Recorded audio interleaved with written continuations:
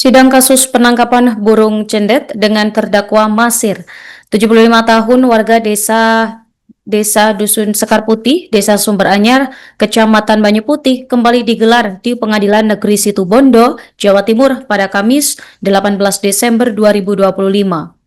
Dalam sidang yang menyeret kakek berusia 75 tahun, sidang ini diketuai Majelis Hakim Aris Suharmat Lubis dan Wakil Hakim IGD Karang Anggayasa, serta Mas Hardi Polo yang berlangsung di ruang sidang utama PN Situbondo dengan agenda pembacaan replik atas pembelaan kuasa hukum terdakwa. Dalam replik yang dibacakan oleh Jaksa Penuntut Umum Huda Hazamal, mengubah tuntutan terdakwa Masir yang sebelumnya menuntutnya selama 2 tahun menjadi 6 bulan.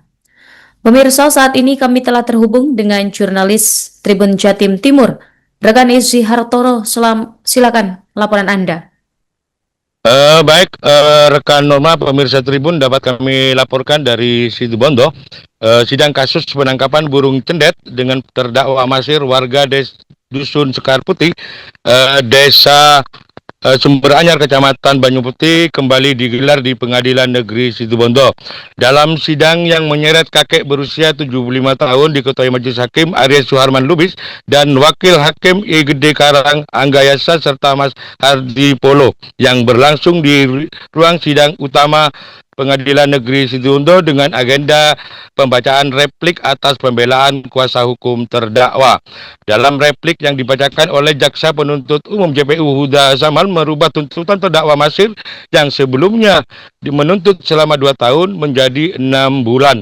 Sebelum sidang dimulai, suasana berubah haru saat terdakwa Masir akan mengikuti jalannya sidang. Istri dan keluarganya mendekat memeluknya sambil menangis.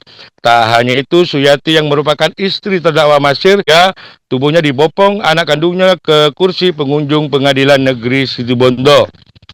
Meski diwarnai suasana tangis haru keluarga terdakwa, namun sidang lanjutan kasus perkara penangkapan burung cendet di kawasan hutan Baluran tetap digelar sesuai jadwal yang ditentukan. Dalam replik JPU Huda menjelaskan pembelaan kuasa hukum terdakwa tidak menyentuh fakta-fakta secara keseluruhan. Bahkan menurutnya terdakwa terbukti mengambil 5 ekor burung cendet itu dan dapat merusak ekosistem di kawasan hutan Taman Baluran.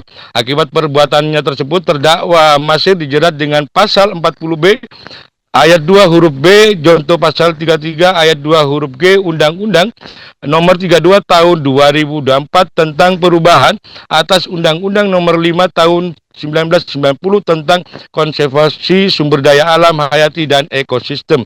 Sehingga dalam replik itu JPU minta Majelis Hakim tetap menjatuhkan pidana umum kepada terdakwa selama 6 bulan penjara dengan kurungan selama dalam tahanan dan meminta terdakwa tetap ditahan.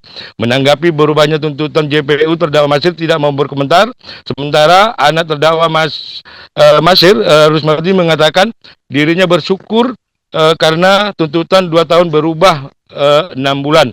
Bahkan dirinya sangat menjelaskan ini merupakan bentuk toleransi kemanusiaan di negeri Situbondo. Dikonfirmasi secara terpisah, kuasa hukum terdakwa Masir Muhammad Hanif Hayati mengatakan pihaknya menilai adanya perubahan tuntutan JPU terhadap kliennya itu sangat bagus dan akan menghadirkan undang-undang terbaru tahun 2025. Jaksa ini mengedepankan kepentingan kemanusiaan. Hanif mengaku pihaknya sangat surprise dalam perubahan tuntutan yang dibacakan JPU di dalam persidangan itu. Lanjut, Huda membenarkan adanya perubahan dan perbaikan tuntutan yang awalnya 2 tahun menjadi 6 bulan. Menurut Huda, pihaknya telah menyampaikan alasan yakni alasan pertimbangan asas puristik dan Undang-Undang nomor 1 tahun 2023. Selain asas politik, kata Huda, dalam perkara ini juga memperhatikan rasa keadilan dalam masyarakat serta mempedomi tentang perselisihan hukum pidana yang akan berlaku pada tanggal 2 Januari 2026 mendatang. Hadi menegaskan pasal yang dikenakan dalam perkara ini masih tetap dengan tuntutan minimal 2 tahun dan serta memperhatikan keadilan masyarakat dan mempedomani undang-undang penyetaraan atau penyelesaian hukum pidana.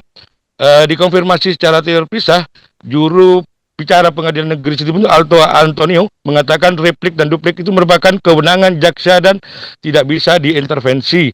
Namun kata Alto, sejak kemarin surat Bupati dan LSM dan beberapa pihak sudah diserahkan dan akan menjadi pertimbangan daripada majelis hakim. Ia menjelaskan untuk proses persidangan tetap berlanjut dan hari ini merupakan tanggapan jaksa dan serta dilanjutkan duplik oleh pihak kuasa hukum terdakwa. Bahkan nantinya akan dilakukan putusan, jadi semua masukan seluruh masyarakat sudah diserahkan ke majelis hakim. Selain itu, kata Alto, pihaknya juga telah mendiskusikan dengan majelis hakim sehingga nantinya majelis hakim bisa mempertimbangkan karena ini independensi majelis hakim dan insya Allah majelis hakim akan memberikan putusan yang seadil-adilnya. Demikian rekan Nurma dapat kami laporkan dari Situbondo. Gimana Pak? Gimana Pak? Berterima kasih atau gimana? Masih keberatan nggak? Sehat Pak. Sehat. Masih dengan perubahan ini berterima kasih enggak Pak? Ya sepuh Pak. Sepuh Pak. Dengan perubahan tuntutan oleh jaksa, tanggapannya seperti apa ini? Ya menurut saya tanggapan jaksa ya sangat bagus lah, jadi memperhatikan akan hadirnya undang-undang baru di tahun 2026, jadi jaksa ini mengedepankan kepentingan kemanusiaan seperti itu. Artinya sangat super sekali ya tadi ya? Sangat. Jadi pada hari ini kami tadi telah melakukan tanggapan ya, atas tuntutan kami, ya, tanggapan terhadap kami, yaitu memang ada perubahan perbaikan dari tuntutan yang awalnya 2 tahun itu menjadi 6 bulan ya. Tadi juga kami sudah menjelaskan terkait dengan alasan-alasan adalah dengan mempertimbangkan asas futuristik ya, itu sehubungan dengan transisi berlakunya KUHP Nasional Undang-Undang Nomor 1 Tahun 2023. Dan kemudian kami terkait dengan penuntutan ini sesuai dengan petunjuk pimpinan juga diambil alih oleh Kejaksaan Tinggi. Gitu. Jadi memperhatikan tadi asas futuristik tadi, kemudian memperhatikan rasa keadilan dalam masyarakat serta mempedomani Undang-Undang tentang penyelesaian hukum pidana yang akan berlaku pada tanggal 2 Januari 2026.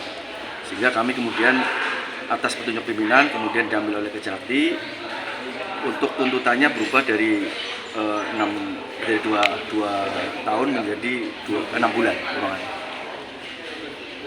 Mengacu perubahan pasal berapa? Pasalnya masih tetap.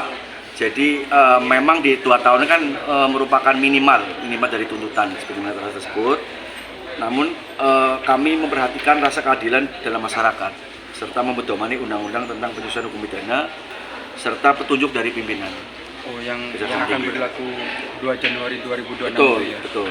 Artinya untuk ke depan akan diberlakukan terus ya kayak gitu? Betul, jadi dalam penyesuaian hukum pidana tersebut itu terdapat penghapusan ancaman minimal pada ketentuan undang-undang.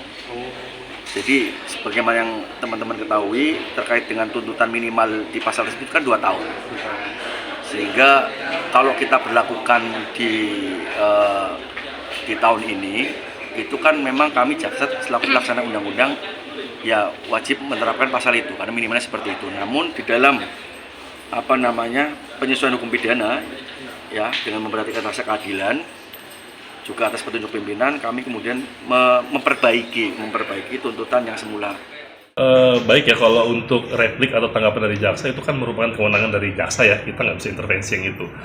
Tapi untuk surat-surat yang mulai dari hari kemarin, mulai dari surat dari Bupati, LSM, ataupun ada beberapa pihak sahabat pengadilan, nah itu semua nanti akan dipertimbangkan oleh majelis hakim ya. Intinya nanti majelis hakim akan memberikan putusan yang berkeadilan lah, yang seadil-adilnya itu sih Pak. Artinya proses persidangan masih terus berlanjut ya?